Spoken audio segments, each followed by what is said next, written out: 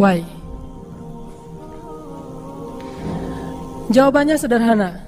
Karena kita membandingkan diri kita dengan orang-orang lain, atau nggak usah diri kita deh, kita membandingkan nasib orang beriman dengan nasib orang yang tidak beriman, sama-sama menggunakan dunia. Padahal Allah tidak banyak berjanji urusan dunia kepada orang beriman. Kalau mau ngebandingin, bandingkanlah orang beriman itu dengan akhirat dan orang yang tidak beriman dengan dunia. Dia dapat apa di dunia, kita dapat apa di akhirat, itu baru imbang perbandingannya. Kalau kita ngebandingin dia dapat apa di dunia, saya dapat apa di dunia, itu perbandingan yang gak matematis menurut Islam, gak logis menurut iman. Baru logis kalau kita ngebandingin, dia orang misalnya riba, terus dia bisa beli aset sekian, saya nggak riba, dapat apa nanti di akhirat, itu baru logis tuh menurut iman.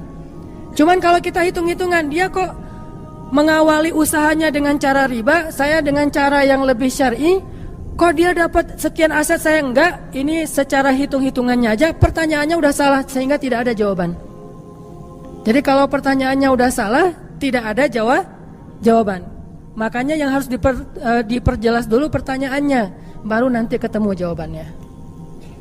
Saya mau sharing sebuah kisah nih tentang dua orang laki-laki Bani Israel. Satu ahli surga, satu ahli neraka. Yang satu mukmin, yang satu kafir. Yang kedua laki-laki ini juga sempat dikisahkan oleh Allah di dalam surat Al-Kahfi.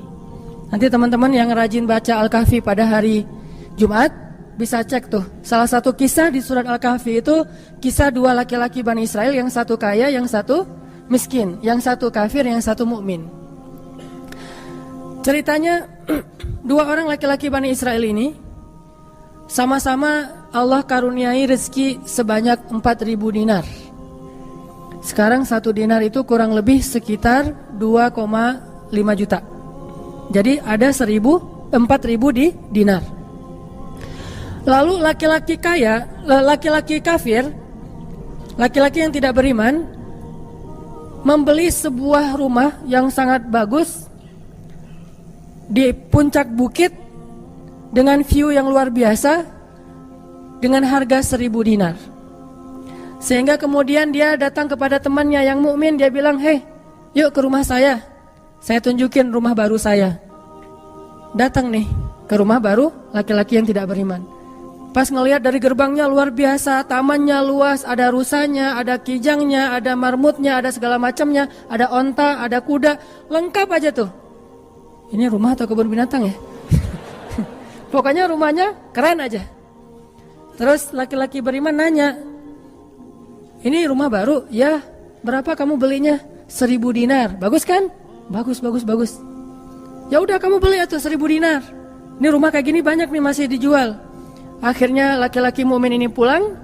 Malam harinya dia sholat, kemudian dia berdoa, "Ya Allah, sahabat saya sudah membeli sebuah rumah yang besar, rumah yang bagus dengan harga 1.000 dinar. Maka besok saya ingin membeli itu di surga dengan cara bersedekah 1.000 dinar. Maka berikanlah untuk saya rumah yang lebih bagus di surgamu ya Allah." Dia sedekah 1.000 dinar. Lalu besoknya ketemu sama temannya yang tidak beriman, nanya, "Udah beli rumah?" "Udah." "Di mana?" "Nggak dekat dengan rumah saya, jauh," kata dia. "Di mana itu?" "Di surga." "Hah? Caranya gimana?" "Sedekah." "Wah, kamu mah orangnya fanatik lah, istilahnya sok soleh lah, apalah segala macam, Pak Haji." Diledekin aja tuh. Diledekin. Taulah yang udah hijrah kan gitu ya, suka ada istilah-istilah ngeledekin. Ya udah hijrah, anak masjid, apa istilah-istilahnya. Diledekin gara-gara dia bersedekah 1.000 dinar. Sebagai ganti temannya yang membeli 1.000 dinar itu bisa beli rumah yang besar. Diledekin terus. Setelah berlalu sekian lama, kemudian laki-laki yang pertama ini yang tadi tidak beriman nikah. Istrinya tuh cantiknya luar biasa, usianya ABG, cantik. Setelah selesai dia lamar, nikah, pas hari pernikahan ngundang temannya yang beriman. Datang ya ke acara pernikahan saya. Acaranya tuh weddingnya itu ada IO-nya, IO terkenal, paling terkenal di situ. IO Bani Israel. Paling. Jadi wedding bukan IO ya, wedding organizer-nya Bani Israel. Kan orang Bani Israel mah orang Yahudi ini kalau bikin acara tuh luar biasa ya. Kayak mereka bikin Tomorrowland segala macam kan. Jadi bikinlah wedding organizer ini bikin acara wedding yang luar biasa, menghabiskan berapa? Kalau sekarang mungkin di TV-TV itu suka diumumin biaya weddingnya itu berapa miliar kan, suka gitu tuh. Nah dia ngumumin. Atau kalau nggak dia umumin pun orang-orang bilang, tahu nggak itu acaranya habis berapa? 1.000 dinar. Habis 1.000 dinar. Dia nanya, ini emang habis 1.000 dinar? Ya, maharnya 1.000 dinar. Mahar si cewek cantik. Cewek paling cantik di kota itu aja. Tidak ada lagi cowok kecuali pernah suka sama tuh cewek. Tapi dia dapat gara-gara punya uang 1.000 dinar. Saya pernah guyon sama istri saya, nanti kalau anak kita nikah, maharnya nggak usah mahal-mahal, 2 miliar aja. 1 miliar buat dia, 1 miliar buat bapaknya. Nah, 1.000 dinar. Udah gitu dia pulang nih orang beriman. Malamnya dia tahajud, dia berdoa kepada Allah, ya Allah, teman saya udah nikah, dan saya mau masih gini aja. Tuh ya, ini pedoman buat teman-teman ya. Kalau ada yang ngasih kartu undangan, tanya maharnya berapa? Maharnya 10 juta. Waduh, saya pas nih 10 juta. Bilang ke Allah, ya Allah, sama kayak dia, saudara saya, teman saya sudah menikah dengan mahar 1.000 dinar, dan saya masih punya. Saya ingin melamar bidadari di surga dengan 1.000 dinar. Nikahkanlah saya dengan bidadari paling cantik di surga, ya Allah. Ini 1.000 dinarnya, sedekah 1.000 dinar. Temannya punya anak, tanya pas lagi reuni SMP gitu ya, lagi reunian, tanya, kok masih sendiri aja? Enggak sendiri, cuma nggak dibawa.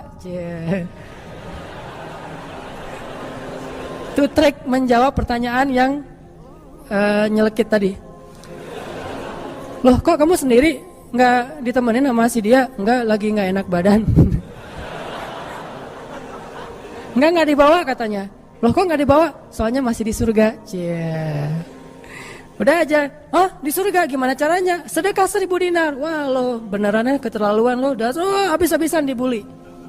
Dibully habis-habisan gara-gara dia nggak melamar cewek dengan 1.000 dinar, malah pakai sedekah untuk melamar bidadari Hurul Ain.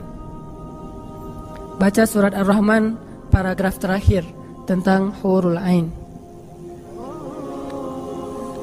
Fihinna qasiratut tarfi lam yatumithunna insun qablahum wala jan. Gak ada manusia yang kayak gitu. Qasiratut tarf, cewek yang matanya besar tapi sayu. Matanya besar tapi sayu. Kalau mata saya kecil, matanya besar tuh.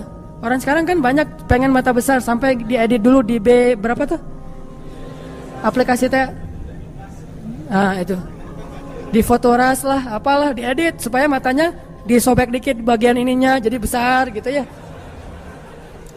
Dikasih eyeshadow, dikasih apa segala macam supaya matanya besar. Kenapa? Mata besar itu simbol dari kecantikan. Makanya bidadari itu bahasa Arabnya Hurul Ain, yang matanya besar. Lam yatumithunna insun qablahum walajan. Belum pernah disentuh. Disentuh doang loh ya, bukan yang lain. Cuma disentuh aja, belum pernah oleh manusia dan jin. Murni, asli, original. Belum pernah dilihat oleh siapapun, benar-benar tersimpan. Kannahunnal yakut wal marjan, seolah-olah mereka itu adalah yakut wal marjan, mutiara yang wangi. Udah mutiara, wangi pula. Yakut wal marjan. Bukan Yakult yang diminum sehari itu ya. Yakult beneran. Ditambah lagi nanti di ayat yang lain, fihinna khairatun hisan. Perempuan yang khairat. Khairat itu artinya banyak anak, subur. Dan di surga itu orang berkeluarga dan beranak pinak. Sehingga seseorang ketika pengen punya anak, langsung punya anak, tidak perlu 9 bulan hamil. Dan gak perlu juga sesar. Udah aja lahir. Lahir dengan cara yang Allah ciptakan, sangat indah. Tidak perlu ada wahnan ala wahnin, tidak ada kepayahan demi kepayahan. Lahir anak. Dan anaknya bisa pesen, request. Ya Allah, saya pengen anak laki-laki, tapi modelnya gini. Nah, bisa. Kalau di dunia kan gak bisa request, terima aja apa adanya ya. Oh gini, ternyata gak mirip. Cuma di dunia di akhirat mah bisa request segalanya sesuatu juga bisa request. Udah aja kayak gitu, hurul ain. Sehingga dia tahu gimana pun cewek ini cantik, tidak pernah bisa mengalahkan satu hurul ain. Seandainya jemari hurul ain, jari kelingking doang dikeluarin dari surga ke dunia, maka cahaya matahari akan tertutup oleh cahaya jari kelingkingnya hurul ain. Kalau hurul ain sempat keluar dari surga, jatuh ke bumi, kau bidadari jatuh dari langit gitu kan ya. Nah, jatuh tuh ke bumi beneran, maka nafasnya satu kali dia bernafas, semua manusia akan mati karena tergila-gila kepada dia. Harumnya nafas hurul ain. Gak usah dibayangin, ntar makin gak bisa tidur. Sekedar ilustrasi doang nih. Akhirnya dia lamar tuh hurul ain dengan sedekah 1000 dinar. Udah aja sih kayak gitu. Dan dia merasa, alhamdulillah saya lebih beruntung dari dia, saya lebih beruntung dari dia. Gitu matematika mukmin. Baru setelah beberapa tahun, teman yang pertama tadi yang tidak beriman beli kebun yang sangat luas. Lalu ngajak lagi teman yang beriman, yuk ke kebun saya. Kamu udah punya kebun? Udah, datang aja. Kamu tahu nggak nih kebun yang saya beli berapa? 2000 dinar. Kebun korma yang sangat luas, yang di dalamnya ada mata airnya sendiri, yang tidak seolah-olah tidak ada batas ketika kita memandangnya. Terus sepanjang mata memandang. Kebun kurma yang rindang, 2000 dinar. Lalu laki-laki ini pulang lagi, ya Allah, izinkan saya membeli kebun-kebun surgamu dengan 2000 dinar, karena saudara saya itu udah membeli kebun di dunia. Sedekah lagi 2000 dinar. Terus kayak gitu sampai mereka tua. Yang satu meninggal dalam keadaan kaya raya tapi kafir, yang satu lagi meninggal dalam keadaan miskin tapi beriman. Siapa lebih beruntung? Tergantung matematika yang dipakai. Kalau matematikanya materi duniawi, pasti orang yang pertama yang tidak beriman lebih beruntung. Bisa menikmati dunia habis-habisan sampai hari tuanya. Tapi kalau matematikanya matematika mukmin, Rabbani, maka pasti yang kedua lebih beruntung dari yang pertama. Nanti setelah mereka meninggal, ini ceritanya panjang sekali dan kemudian jadi salah satu tafsir dari Al-Quran surat As-Saffat yang nanti kita baca. Di akhirat, kalau teman-teman tahu, kalau kita baca tafsir itu ternyata ya, di surga itu punya jendela. Kayak rumah punya jendela. Cuman saya nggak tahu seperti apa bentuk jendelanya, karena surga itu kata Nabi, ma la ainun ra'at wa la udhunun sami'at. Yang nggak pernah dilihat oleh mata, yang nggak pernah didengar oleh telinga, yang nggak pernah dibayangkan oleh imajinasi manusia. Yang jelas ada jendela itu di surga. Nah, jendela ini apa? Jendela ini dipakai untuk mengintip ke neraka.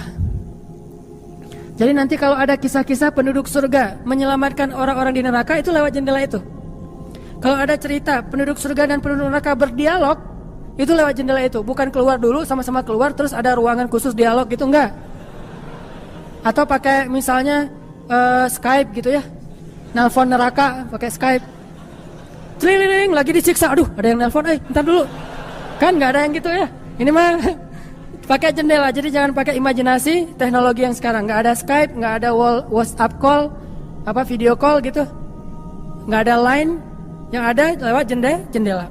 Begitu dia ngelihat ke jendela, dia langsung Allah berikan dimensi melihat neraka.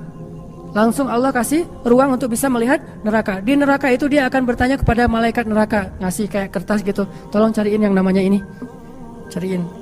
Oh ya, ini masa nggak kenal kayaknya di surga. Emang siapa? Hananataki. Penduduk malaikat neraka mah nggak kenal. Amin. Aminin atuh. Mudah-mudahan semua kita tidak dikenal di neraka. Dikenal di surga insya Allah. Kalau ini mah nggak boleh heureuy. Ini serius nih mah. Udah aja ngasih nama gitu ya ke malaikat penjaga neraka. Kenal nama ini nggak? Oh ntar dulu nanya ke yang lain. Kenal nama ini nggak? Wah ada tuh yang di pojok sana tuh lagi dihabis-habisin sama malaikat. Udah malaikat yang itu bawain sini gitu. Pas dibawain ternyata itu adalah laki-laki tadi yang di dunia saling bersaing dalam memperkaya diri. Satu memperkaya diri di dunia ya, satu lagi memperkaya diri di akhirat. Bro, gimana nasib lo sekarang? Waduh, saya sekarang disiksa segala macam, dia ngaku kesalahannya.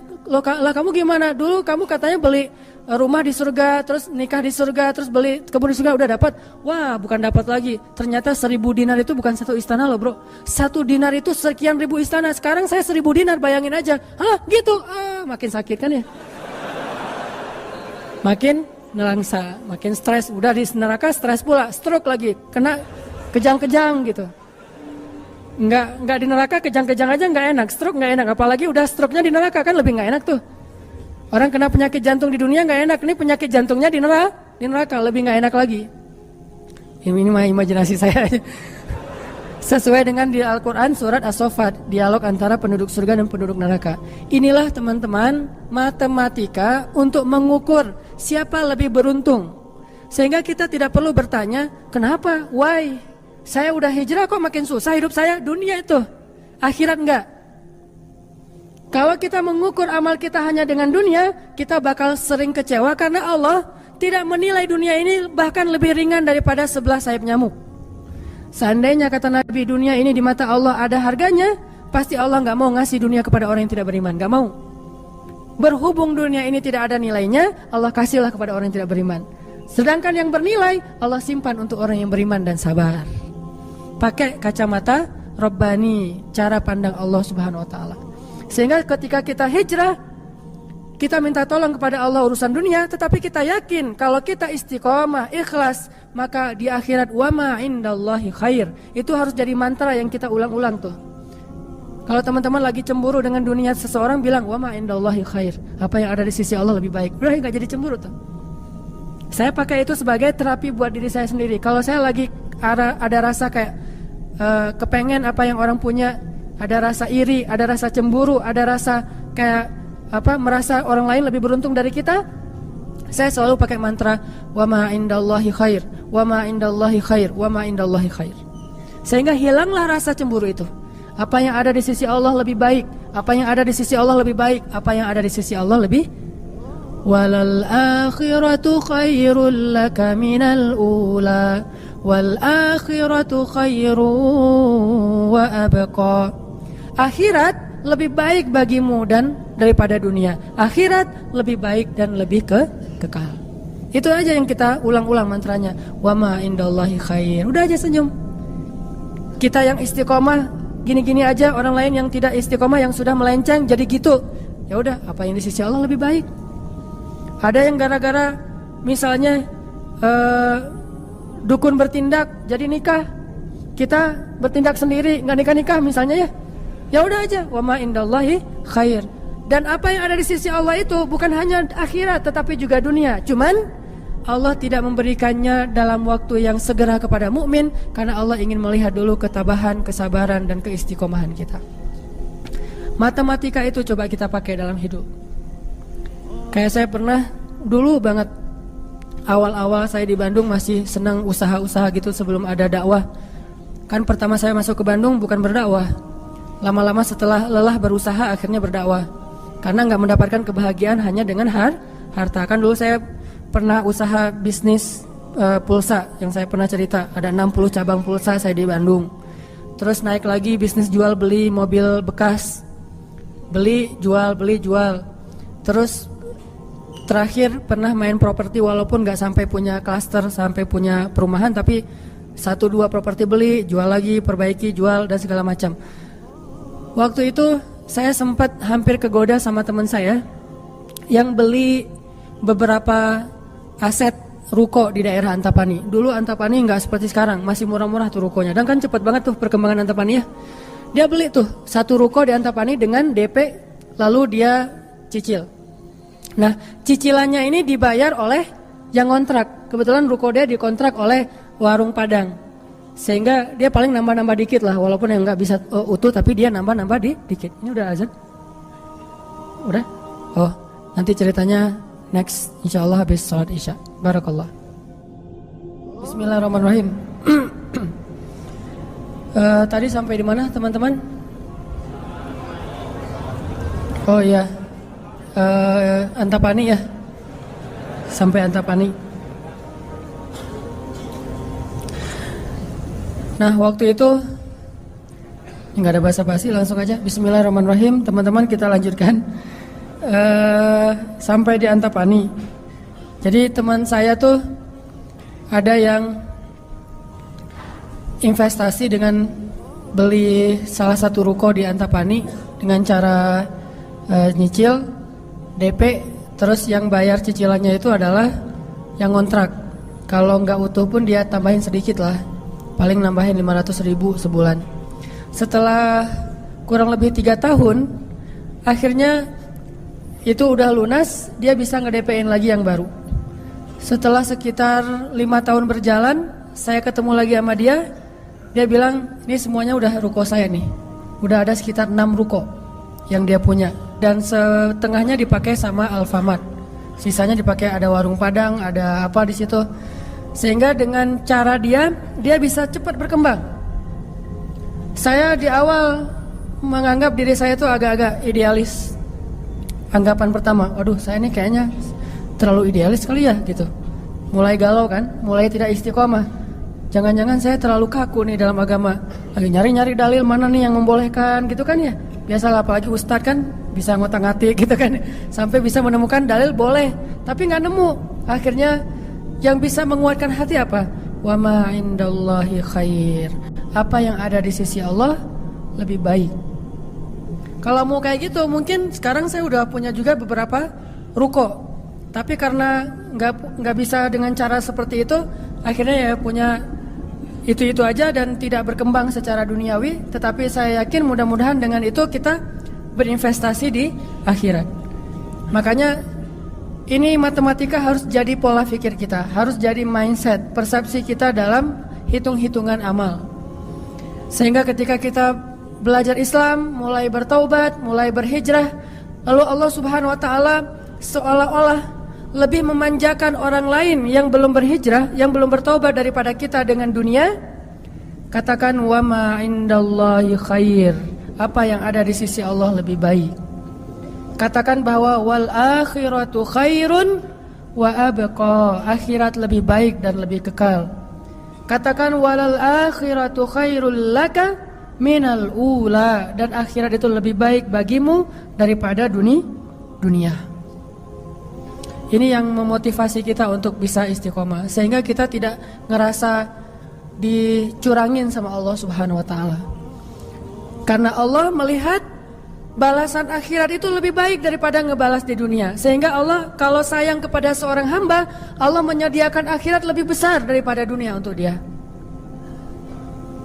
Seandainya dunia itu adalah bentuk kasih sayang Allah, maka Allah sudah memberikan kekayaan dunia kepada semua nabi yang Allah cintai. Tapi nabi yang kaya itu sedikit. Rata-rata nabi itu susah hidupnya, apalagi setelah menjadi nabi. Nabi Muhammad sebelum jadi nabi hidupnya luar biasa kan? 40 tahun pertama, terutama 15 tahun pertama setelah menikah dengan Khadijah, gimana kehidupan Nabi Muhammad? Segalanya ada. Khadijah itu orang yang paling kaya, perempuan paling kaya di Mekah, menikah dengan Nabi Muhammad yang pintar dalam berdagang. Gak pernah Nabi rugi dalam berdagang. Jujur tapi untung. Sehingga selama 15 tahun Nabi mau traveling kemana aja bisa. Traveling ke Syam bisa. Traveling ke Yaman bisa. Syam dan Yaman itu jarak yang cukup jauh. Mau ngapain aja bisa. Punya ternak yang sangat banyak, punya kebun kurma yang luas sekali dan segala macam. Rumahnya rumah terbaik di kota Mekah. Hidup selama 15 tahun dalam kenikmatan. Begitu jadi nabi, langsung kayak terjun payung, cepat sekali. Sampai akhirnya Khadijah wafat ketika Nabi masih di Mekah dalam keadaan hampir tidak punya warisan apa-apa. Jadi kurang dari 13 tahun jatuh miskin, fakir. Sampai ketika hijrah ke Madinah, Aisyah curhat. Apa kata Aisyah? Di rumah Rasulullah itu lebih dari 1 bulan tidak ada asap di dapur. Dalam keadaan tidak pernah masak selama berbulan-bulan. Soalnya kalau kita mah beli warung Padang, jadi gak perlu masak ya. Kenapa itu rumah gak pernah masak? Yalah, soalnya dia punya warung, jadi masaknya di warung, tinggal dibawa aja ke rumah. Nabi benar-benar gak pernah masak tuh. Coba bayangin, pernah gak Nabi bilang gini ke Allah, Allah, lah saya kan kerjanya sama Allah, kok malah jadi kayak gini, hidup saya jadi susah gini. Enggak pernah Allah Nabi mengatakan demikian. Kenapa? Karena Nabi tahu logikanya. Nabi benar dalam menggunakan logika hitung-hitungannya. Nabi tahu matematikanya, sehingga Nabi nggak pernah mengeluh ke Allah, kok saya sejak jadi Nabi jadi susah Allah. Katanya saya kekasih Allah, kok saya diperlakukan kayak gini. Nggak pernah Nabi ngomong kayak gitu. Kalau Nabi aja kekasih Allah, malah jadi susah gara-gara jadi kekasih Allah secara duniawi, tidak pernah mengeluh. Terus siapa kita mau mengeluh dan menuduh Allah dengan tuduhan-tuduhan yang tidak benar? Apakah kita merasa bahwa setelah kita berhijrah Allah harus memberikan kepada kita dunia yang di mata Allah tidak ada nilainya? Berarti kita meminta kepada Allah sesuatu yang tidak baik dan membuang sesuatu yang baik.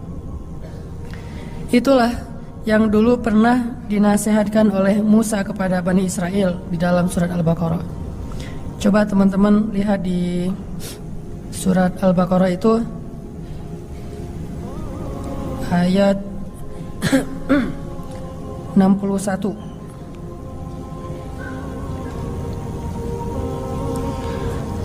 A'udzu billahi minasy syaithanir rajim.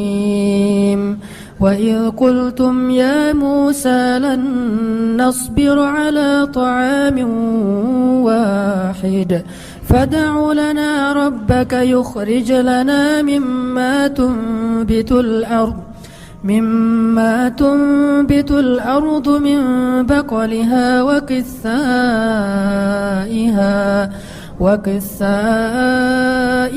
وفومها وعدسها وبصلها. Apa yang terjadi? Ketika orang-orang Bani Israel hijrah ke Palestina, lalu mereka mengeluh di Palestina karena setelah mereka hijrah hidup mereka tidak menjadi lebih baik secara duniawi. Perasaan kata Bani Israel, sama aja deh. Sejak kita hijrah, sejak kita masuk agama Yahudi, sejak engkau datang Musa, sawaun alaina, nasib kami sama aja nih. Sebelum kamu datang dan setelah kamu datang, nasib kami tetap aja susah wahai Musa. Ini logika Bani Israel. Makanya banyak Bani Israel itu yang kufur kepada Allah karena pakai logika ini. Logika 2 tambah 2 4. Itu logika Bani Israel. Kalau dalam urusan agama, beda kalau dalam urusan matematika. Jangan bilang, "Dek, 2 tambah 2 berapa?" 4. Bani Israel. Jangan. Itu mah matematika. Kalau dalam urusan agama itu logika Bani Israel. Mereka selalu menghitung-hitung itu dengan logika matematika duniawi. 2 tambah 2 4. Sehingga mereka selalu mengeluh, "Ya Musa, sama saja nasib kami engkau datang dan engkau tidak datang dulu. Sama-sama susah. Terus apa baiknya dengan kedatangan wahai Musa?" Mereka menghitung kebaikan itu hanya dari sisi materi saja. Padahal kedatangan Musa telah mengeluarkan mereka dari perbudakan kalau mau dihitung lebih jujur bahal di urusan dunia. Kedua, dengan kedatangan Musa, mereka akhirnya diselamatkan dari kejahatan dan kekejaman Firaun yang membunuh anak laki-laki mereka dan memperbudak anak perempuan. Apakah mereka lupa? Afala ta'qilun ya Bani Israel? Tidakkah kalian berpikir wahai Bani Israel? Ditambah lagi dengan janji Allah untuk Bani Israel. Allah bukakan langit dan bumi untuk Bani Israel. Bayangin Bani Israel lagi hijrah nih dari Mesir ke Palestina. Di tengah jalan haus. Musa haus ngadu. Hashtag semuanya viral. Haus Bani Israel. Hashtagnya haus. Akhirnya Nabi Musa berdoa kepada Allah, "Ya Allah, beri mereka air." Keluarlah mata air satu untuk Bani Israel yang ada 12 suku. Berapa? 12 gitu? Lupa Ya gitu deh. Oh ini nih. Ya 12. Ithnata asyara aina. 12 suku. Pakai satu mata air. Udah gitu karena Bani Israel ini orangnya gak bisa teratur hidupnya. Suka gak bisa ngantri, gak bisa teratur, gak sabaran. Pokoknya tamak aja. Begitu keluar satu mata air, mereka ada 12 suku berantem. Ini gua duluan nih. Siapa lo? Ramai aja antara Bani Israel. Cuma bahasanya saya gak ngerti, Ibrani. Bukan siapa lo. Udah aja gitu, ramai sesama Bani Israel. Akhirnya mereka ngeluh lagi, "Musa, masa sih satu mata air? Nih rebutan nih, daripada kita nanti ramai, daripada putus silaturahim, doain dong, minta 12 mata air." Nabi Musa berdoa lagi. Akhirnya keluar 12 mata air. Dimanja banget sama Allah. Udah keluar 12 mata air, mereka minum. Jalan lagi, "Musa, dari kemarin kita makannya perasaan roti wae. Gak ada daging gitu Musa?" Nanya daging. Ini kayaknya nih buffetnya gak internasional nih, Asian food gitu, nasi gitu ya. Saya pengen sekali-kali dong Musa cari yang buffet yang international food gitu. Akhirnya Allah kasih man nawassal, kasih burung datang sendiri untuk disembelih. Datang tuh burung terbang depan Bani Israel, nunduk langsung gini. Enggak. Coba, burung Bani Israel. Coba ada nggak burung kayak gitu sekarang? Bebek gitu ya. "Pak, hari ini kita masak bebek." "Oh boleh. Bebek." Datang seperti bebek teh. Yam, yaitu ayam datang. Nggak ada kan sekarang kan ya? Allah tundukkan burung yang liar kepada Bani Israel, datang untuk disembelih langsung dibakar, terus makan. Kemudian keluar lagi makanan-makanan luar biasa, datang dari langit seperti datang kepada Maryam alaihissalam. Masih ngeluh juga. Terus jalan lagi, Musa haredang cenah. Panas. Datang awan menaungi Bani Israel. Mana ada manusia, bangsa di muka bumi ini selain para nabi yang dinaungi awan sepanjang perjalanan coba. Kecuali Bani Israel dan orang-orang modern yang pakai kendaraan udah tertutup ya. Kalau dulu mah Bani Israel kemana mereka pergi awan ngikutin. Wan, sana ya kata awan saya. Bukan si Iwan, awan. Udah aja jalan. Bani Israel mana? Kadang-kadang suka iseng. Nih lihat awannya nih, ikutin kita nggak ya? Lari ya, lari. Awannya ikut lari. Namanya Bani Israel, iseng. Tapi Allah masih diakal-akalin sama mereka kan? Yang pernah saya cerita, disuruh bayar zakat, mereka katakan kami mah zakat 2,5% mah itu orang pelit lah. Kalau zakat mah nggak usah tanggung-tanggung 2,5%, 10% kan Islam 2,5%, Nasrani 10%, Bani Israel 100%. Hah? Sampai Musa aja kaget 100%. Benar gitu syariatnya 100%. Wah Musa 100% ya. Kami berani memberikan zakat 100%. Caranya gimana? Dikumpulin semua gandumnya, dilempar ke langit, terus dia bilang ya Allah ambil sesukamu, yang jatuh ke bumi itulah hak saya. Itulah Bani, saya lempar semuanya, gandum, roti, segala macam, korma dilempar ke langit. Ya Allah ambil sesukamu ya Allah. Yang jatuh ke bumi berarti engkau ridho untuk saya. Mana ada yang nyangkut di tengah antara langit dan bumi kan? Pasti semuanya jatuh ke bumi. Oh berarti Allah nggak memerlukan itu, ya udah untuk kita aja. Yang penting kan kita udah niat nih 100%. Tapi Allah nggak mau nerima, ya udah itu akal-akalan Bani Israel. Makanya mereka ngeluh, ya Musa di Palestina itu tidak ada sayur mayur. Kami kangen makanan-makanan di Mesir. Kalau teman-teman tahu Mesir itu sebetulnya nggak tandus-tandus amat. Mesir itu ada bagian yang salju. Jadi kalau mau ngerasain Eropa bisa ke bagian itu. Ada yang bagian yang benar-benar padang pasir, ada yang bagian yang subur luar biasa. Nah, sampai mereka kangen dengan sayur-sayuran Mesir. Kangen dengan bayam, kalau di kita mah kangen dengan singkong, kangen dengan jengkol. Ya, pernah kangen jengkol? Karena nggak pernah keluar Bandung. Kalau keluar Bandung pasti kangen jengkol. Misalnya umroh gitu ya. Ada restoran Indonesia, Mang ada jengkol? Di Mekah. Kalau tanya orang Arab, jengkol. Bahasa Arabnya tidak ada jengkol. Soalnya bahasa Arabnya tidak ada jengkol. Mahada kata orang Arab, jengkol yang aroma raihah. Intinya orang Bani Israel kangen dengan makanan Mesir. Terus apa kata Nabi Musa? Qala atastabdiluna alladhi huwa adna billadhi huwa khair. Apakah kalian meminta untuk menukar sesuatu yang buruk dengan sesuatu yang lebih baik? Maksudnya apa? Kenapa kalian ingin dibayar oleh Allah dengan dunia ketika kalian beriman? Kalau Bani Israel itu kalau beriman hitung-hitungan banget. Habis beriman harus rezekinya berlimpah. Habis beriman harus terbebas dari segala masalah. Habis beriman harus dimanjain banget dunianya. Itu pola pikir Bani Israel. Sedangkan para nabi dan orang-orang yang beriman gak kayak gitu cara berpikirnya. Setelah beriman Allah uji, maka mereka mengatakan ini untuk melihat apakah saya jujur dalam iman atau munafik. Seperti kata Bilal, ketika Bilal beriman dengan qadarullah dia ketahuan imannya oleh tuannya Umayyah bin Khalaf. Lalu disiksa oleh Umayyah bin Khalaf. Setelah disiksa berhari-hari, Umayyah ngomong gini, Bilal, mana Tuhan kamu? Coba lihat tuh, kamu disiksa-siksa, Tuhan kamu gak pernah ngebelain kamu, Muhammad juga gak pernah ngebelain kamu. Jadi kamu tuh sebetulnya kasihan, tinggal sendiri, gak pernah dibelain oleh siapa-siapa. Kalau gak saya nyelamatin kamu, kamu akan celaka, wahai Bilal. Apa kata Bilal? Ya Umayyah, udah gak bilang lagi Tuhan, dia mah udah beriman, gak ngomong lagi Tuhan, gak ngomong lagi gitu. Kalau saya diuji atau disiksa karena keimanan saya, itu berarti Allah ingin melihat kesabaran saya. Maka kalian akan melihat sabar saya lebih kuat daripada sabarnya orang Arab. Karena orang Arab Mekah itu terkenal dengan keteguhan dan kesabarannya. Saya akan lebih sabar daripada laki-laki Arab dan akan lebih kuat daripada gunung Uhud. Bilal tahu itu. Jadi bukan, ya juga ya Umayyah, udah deh balik lagi aja kayak dulu. Enggak, Bilal mah gak ngomong kayak gitu. Kan orang suka pundung gitu ya. Pundung fisabilillah. Baru hijrah Allah kasih ujian pundung. Aduh, sama aja udah hijrah nggak hijrah tetap aja nggak bisa dapat jodoh. Gitu kan. Akhirnya udahlah sekalian kayak dulu aja.